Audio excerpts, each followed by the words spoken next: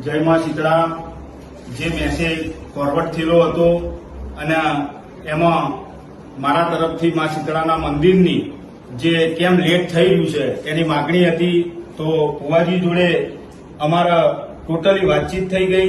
એમાં જે કોઈ પણ પ્રશ્ન હતા એની વિગતવાર ચર્ચા થઈ ગઈ અને સાંથલ ગામના વિકાસની પણ વાત થઈ ગઈ અને ટોટલી રીતે થઈ ગઈ. પણ જો કદાચ એ મેસેજથી ભુવાજીનું દિલ દુભાયું હોય તો હું ફ્રેન્ડલી સોરી માંગુ છું અને સાંથલ ગામના વિકાસની અંદર કે જે પણ કોઈ કાર્ય હશે એમાં સાથ અને સહકાર આપી અને વિકાસના કાર્ય કરીશું અને ગામની ઉન્નતિ અને જન્નતિ બે વિચારીશું અને એવી રીતે બંને મળી અને ગામનો સહકાર લઈ અને મા શીતળાનું મંદિર પૂર્ણ કરશું એવું હું ભુવાજીના સાથ સહકારનો વચન આપું છું. જય દીપોમાં, જય માતાજી. મારા વાલા ચાહકો મિત્રો, જય શીતળામાં, હર મહાદેવ.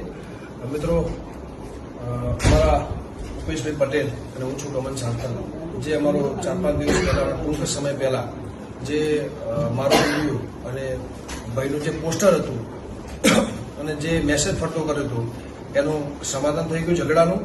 એટલે કોઈને હવે આગળ ફોરવર્ડ કરવો નહીં, કોઈ ઇસ્યુ કરવો નહીં અને આખા ગામ વતીથી અને આખા ગામની લાગણી, પ્રેમ અને ભાવથી અને આખા ગામની સંમતિ ભેગા થઈને આગેવાનોનું માન